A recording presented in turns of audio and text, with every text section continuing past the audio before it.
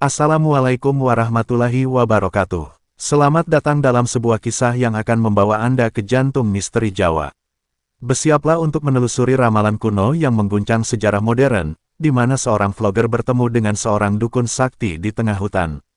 Inilah kisah tentang Mbah Jo dan ramalannya yang mengejutkan tentang sosok Rojo yang akan memimpin bangsa. Untuk mendukung channel ini dan agar kami bisa terus menyajikan konten yang inspiratif dan penuh kearifan lokal, jangan lupa subscribe, like, dan share channel ini. Mbah Jo, seorang dukun Jawa yang dikenal karena ilmu titennya, menyampaikan sebuah ramalan yang menggemparkan. Dengan sorot mata tajam dan suara yang penuh wibawa, Mbah Jo dengan yakin meramalkan bahwa setelah era Prabowo, sosok pemimpin yang akan datang adalah seorang yang ia sebut Rojo. Bukan sekadar pergantian presiden biasa, ramalan ini membuka sebuah narasi baru yang jauh lebih dramatis tentang takdir bangsa. Mbah Jo menyatakan bahwa di bawah kepemimpinan Rojo ini, Indonesia akan kembali pada esensi aslinya, bertransformasi menjadi sebuah kerajaan Jawa. Namun, ramalan itu tidak berhenti di situ saja. Mbah Jo menegaskan bahwa Rojo ini bukanlah pemimpin yang akan datang dan pergi. Kepemimpinannya diramal akan berlangsung sangat lama, bahkan tidak akan tergantikan oleh siapapun. Pernyataan ini sontak memicu pertanyaan besar, apakah Indonesia akan kembali ke sistem monarki, atau kerajaan Jawa, yang dimaksud adalah sebuah metafora untuk kembalinya nilai-nilai luhur dan kejayaan masa lalu yang sempat terkubur. Ketidakjelasan ini menciptakan ketegangan, seolah nasib bangsa Indonesia kini digantungkan pada sebuah ramalan mistis yang penuh teka-teki. Meskipun demikian, ramalan ini tidak bisa dianggap remeh, mengingat Mbah Jo dikenal dengan ilmu titennya, sebuah kemampuan meramal yang didasarkan pada tanda-tanda alam dan spiritual.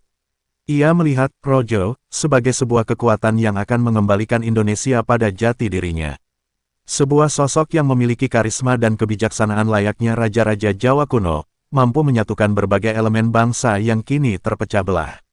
Ramalan ini seolah-olah menjadi secercah harapan di tengah kegamangan politik dan sosial yang melanda.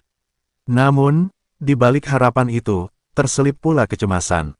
Konsep kerajaan Jawa memunculkan bayangan tentang struktur kekuasaan yang berbeda, mungkin tidak sejalan dengan sistem demokrasi yang telah dibangun.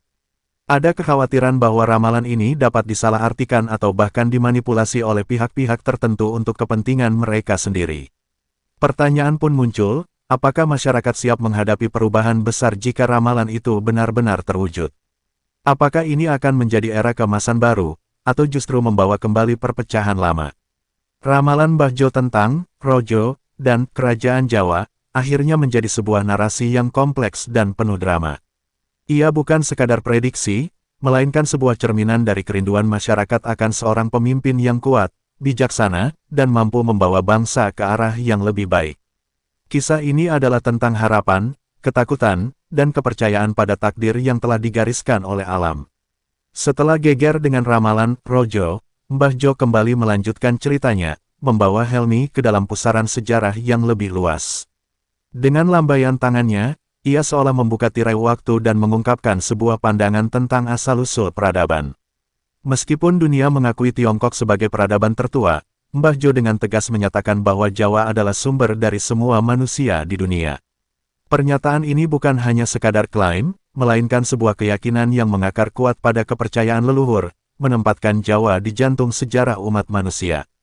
Pandangan Mbah Jo ini menimbulkan pertanyaan mendalam, seakan-akan ia sedang merombak kembali pemahaman kita tentang sejarah.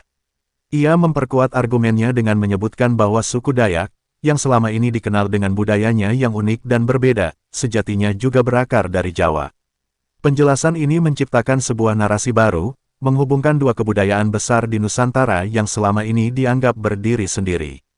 Hal ini tidak hanya menambah misteri pada sosok Mbah Jo, tetapi juga memberikan perspektif baru tentang hubungan batiniah antar suku-suku di Indonesia.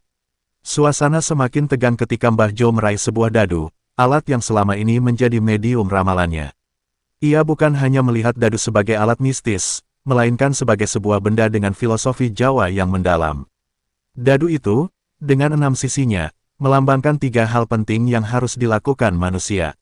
Setiap lemparan dadu bukan sekadar kebetulan, melainkan cerminan dari takdir dan pilihan hidup. Mbah Jo dengan perlahan menjelaskan bagaimana setiap angka memiliki makna tersembunyi yang berhubungan langsung dengan perjalanan spiritual dan kehidupan manusia. Melihat korupsi dan kehancuran moral yang merajalela, Mbah Jo menyarankan sebuah solusi yang berani. Ia percaya bahwa untuk mengatasi penyakit bangsa ini, kita harus kembali mempelajari ajaran Jawa. Ajaran leluhur yang penuh kerukunan dan saling membantu, menurutnya, adalah penawar satu-satunya untuk membasmi korupsi yang sudah mengakar.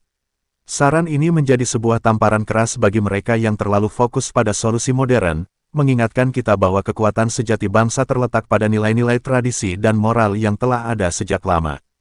Kisah berlanjut ke babak akhir, Mbah Jo menunjukkan sebuah benda kecil dari dalam sakunya, sebuah akar kayu yang kusam. Ia berkata dengan suara rendah, jimat terkuat bukanlah dari emas atau permata, tetapi dari alam itu sendiri. Baginya, kearifan sejati datang dari keselarasan dengan alam. Akar, daun, kayu, dan batu adalah sumber kekuatan yang paling murni dan otentik. Mbah Jo mematahkan mitos tentang jimat mahal dan mewah, menegaskan bahwa keajaiban sejati terletak pada hal-hal sederhana yang diberikan oleh alam. Mendengar segala pandangan Mbah Jo, dari ramalan, rojo, hingga kearifan alam, Helmi seperti terlempar ke pusaran waktu. Ia menyadari bahwa ia tidak hanya berada di sebuah rumah di tengah hutan, melainkan di sebuah pusat pengetahuan kuno. Setiap kata yang diucapkan Mbah Jo terasa bagaikan mantra, membuka tabir yang selama ini tersembunyi. Kepercayaan bahwa Jawa adalah asal-muasal seluruh manusia, dan bahwa suku Dayak memiliki akar yang sama, seakan menyatukan kembali kepingan-kepingan sejarah yang tercerai-berai dalam benaknya. Namun, di tengah keheningan yang penuh makna itu, Mbah Jo tiba-tiba bangkit. Wajahnya yang teduh seketika menegang, matanya menatap tajam ke arah pintu. Suara langkah kaki yang berat terdengar dari kejauhan, memecah kesunyian alam. "Maaf, Nak," ucap Mbah Jo dengan suara yang mendesak, "percakapan kita harus diakhiri sampai di sini." Helmi merasakan ada sesuatu yang lebih besar dari sekadar percakapan mereka, seolah-olah ia baru saja mendapatkan izin untuk mengintip sebentar ke sebuah dunia rahasia yang tidak boleh diganggu. Helmi harus menelan semua pertanyaan yang masih menggantung di ujung lidahnya. Mengapa perbincangan harus berakhir secepat ini? Siapakah tamu-tamu yang datang? Suasana dramatis itu seolah menegaskan bahwa Mbah Jo adalah penjaga gerbang yang hanya bisa diakses dalam waktu-waktu tertentu. Di tengah hutan yang misterius, kunjungan Helmi berakhir dengan ketidaksempurnaan yang justru membuatnya semakin berkesan. Ia membungkuk, memberikan penghormatan terakhir kepada sosok yang telah memberinya pencerahan. Sambil berjalan kembali menyusuri jalan, setapak, benak Helmi terus dipenuhi dengan bisikan-bisikan Mbah Jo. Ramalan tentang rojo yang tak akan tergantikan, filosofi dadu yang penuh makna, dan jimat terkuat yang berasal dari akar kayu.